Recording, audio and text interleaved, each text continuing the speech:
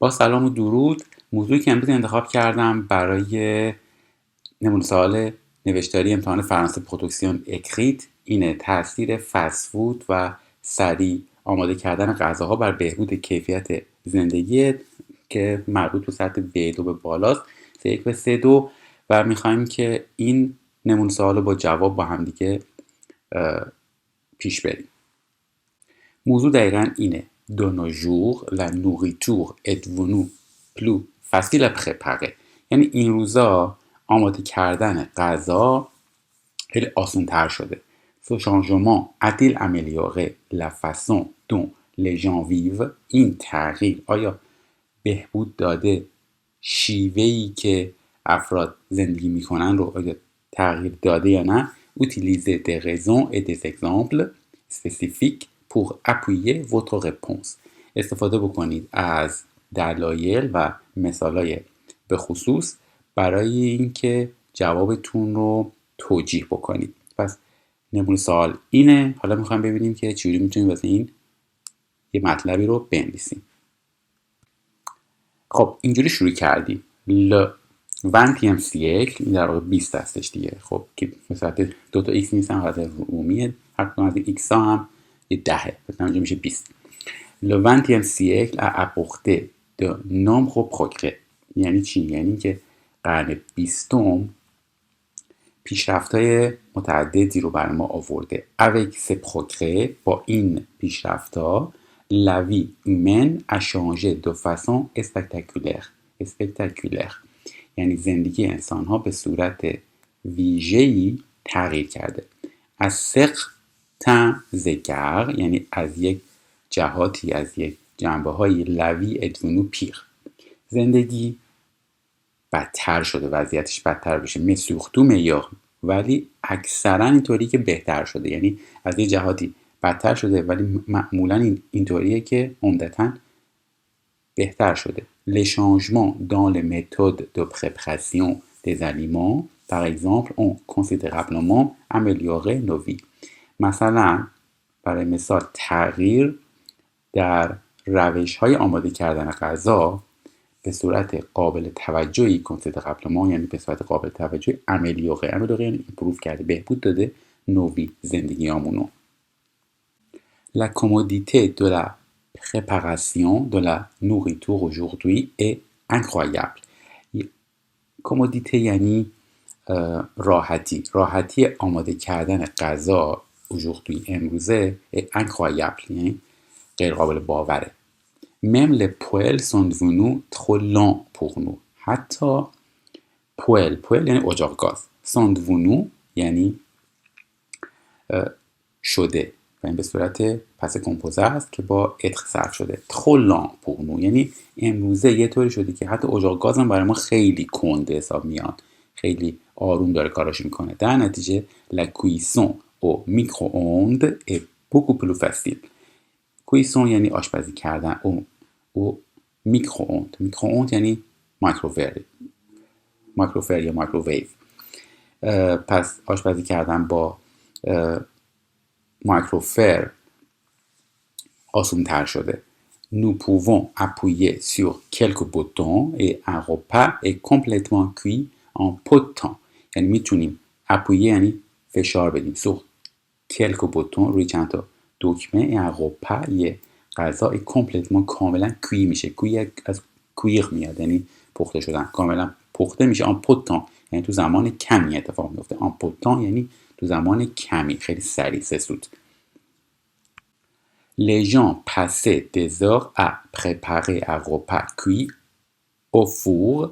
یعنی افراد پس اینجا امپرفه هستش چون میخوایم راجع به گذشته صحبت بکنیم، یعنی صرف میکردن دزار ساعتها رو برای چی؟ اپرپره، برای آماده کردن اغوپا کوی او فور، برای اینکه یه چیزی رو، یه غذایی رو توی فر بتونن یا تو اجاق بخواین آماده بکنن ساعتها وقت صرف میکردن. et maintenant ils peuvent utiliser ce temps pour d'autres choses meilleures. ولی الان ils peuvent utiliser میتونن استفاده بکنن ce temps، این زمان رو، برای d'autres choses meilleures، برای چیزای بهتر دیگه. de plus به علاوه il existe toutes sortes d'aliments portables préemballés que nous pouvons acheter. il existe یعنی وجود داره toutes sortes انواع زیادی از یعنی انواع غذاهایی که پختبلن قابل حملن پرامبله هستن پرامبله یعنی از قبل بسته بندی شدن مثل غذاهای آماده شده غذاهایی که مثلا کنسروی و ایناست که نو پوون اشته که ما میتونیم بخریم فتل شوفه فتل اینجا امری هستش امپراتیفه یعنی اونا رو فتل شوفه و میکرووند دو بورو اونا رو گرم بکنید توی مایکروفر محل کارتون الو دیجونه او travail rapide facile و به این صورت نهار محل کارتون سریع و آسون انجام میشه آماده میشه La préparation des aliments permet aujourd'hui une plus grande variété یعنی آماده کردن غذاها امروزه این اجازه رو ما میده این plus grande variété یعنی تنوع زیادی رو ما میده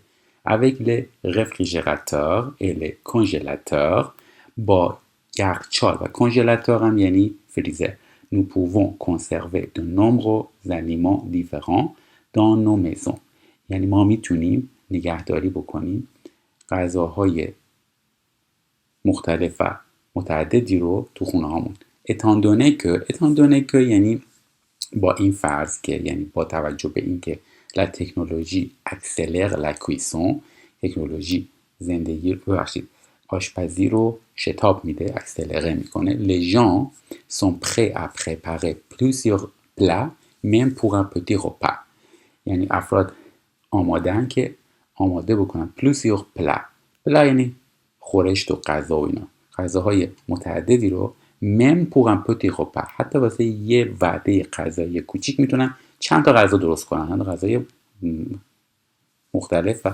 متنوع رو آماده بکنن Les parents sont plus susceptibles de laisser les enfants être pointilleux یعنی پدر مادرها sont plus susceptibles این احتمال براشون بیشتره که de laisser les enfants که به بچه هاشون اجازه بدن être pointilleux یعنی خیلی پیکی هن تو انگلیسی میگن یعنی خیلی به اصطلاح غذا ایراد میگیرن مثلا این غذا دوست ندارم غذا دوست ندارم در نتیجه پدر مادر الان چون تنوع زیاد دارن میتونن به بچه‌هاشون این آپشن رو بدن میگن اگه اینو نمیخوری برو سراغ یک چیز دیگه maintenant qu'ils peuvent facilement les réchauffer avec des macaronis et du fromage préemballé الان که میتونن به راحتی les réchauffer اونا رو گرم بکنن غذاتون گرم بکنن avec des macaronis et du fromage préemballé با مثلا ماکارونی از چیز مثلا اون ماکارونی و پنیری که پرامبله هستن یعنی از قبل بسته‌بندی شده است از فروشگاه میخرن میذارن توی مایکروفر il va sans dire que یعنی ناگفته پیداست که les adultes vivant dans la même maison بزرگسالانی که توی خونه با هم زندگی میکنن peuvent également avoir des habitudes alimentaires très différentes میتونن عادتهای غذایی کاملا متفاوتی داشته باشن s'ils ne veulent pas cuisiner beaucoup de plats différents یعنی اگه اونا نمیخوان که غذاهای مختلفی رو بپزن یا آماده بکنن il est maintenant courant de manger au restaurant plusieurs fois par semaine در حال حاضر courant یعنی خیلی رایجه de manger که بخورن au restaurant توی رستوران غذا بخورن plusieurs fois par semaine چندین دفعه تو هفته بشه مثلا برن بیرون غذا بخورن une alimentation saine est également plus facile que jamais یعنی نسبت به هر زمان دیگه ای plus facile یعنی ساده تر شده چی ساده تر شده غذای سالم alimentation saine خب plus facile que jamais lorsque les gens cuisinent ils utilisent de nouveaux substituts de graisse et des sprays de cuisson pour réduire les graisses et les calories. les gens cuisine، یعنی وقتی که افراد دارن آشپزی میکنن از چی استفاده میکنن؟ ils utilisent de nouveaux substituts de graisse، یعنی از جانشین‌های چربی و به اصطلاح روغن استفاده میکنن. des sprays، اسپری یعنی چی؟ از این اسپریایی که استفاده مثل اسپری روغن de cuisson pour réduire، برای اینکه کاهش بدن les graisses et les calories، هم چربی رو هم کالری رو کاهش بدن. cela réduit le risque de maladie cardiaque، یعنی این کاهش میده ریسک بیماری قلبی هیپرکلسترولمی. هیپرکلسترولمی یعنی چی؟ یعنی کلسترول بالا. de plus، به علاوه nous pouvons acheter des fruits et légumes frais congelés ou en conserve. علاوه بر اون ما میتونیم میوه و سبزیجات هم به صورت فره یعنی به صورت تازه، کنژله یعنی یخزده، او آن کنسرو یا به صورت داخل قوطی مثلا میتونیم خریداری بکنیم. ایلیا سانتان، وقتی میگیم ایلیا سانتان بعد ایلیا یه زمان رو میاریم یعنی مربوط به گذشته است، یعنی 100 سال پیش vous ne pouviez pas imaginer le processus consistant à prendre des fruits congelés et de la glace du congélateur, à ajouter du yogourt faible en gras dans une tasse en plastique et du jus d'une canette dans le réfrigérateur et à fouetter un produit faible en gras smoothie dans le mélangeur. پس 100 سال پیش vous ne pouviez pas imaginer، یعنی نمیتونستیم تصور بکنیم این پروسس و این فرایند و پروسسو کنسیستان که یه فرایند که تشکیل بشه از چی؟ prendre des fruits congelés که میوه های یخ زده و de la glace و یخ رو یا مثلا بستنی رو از کنژلاتور از فریزر بگیریم.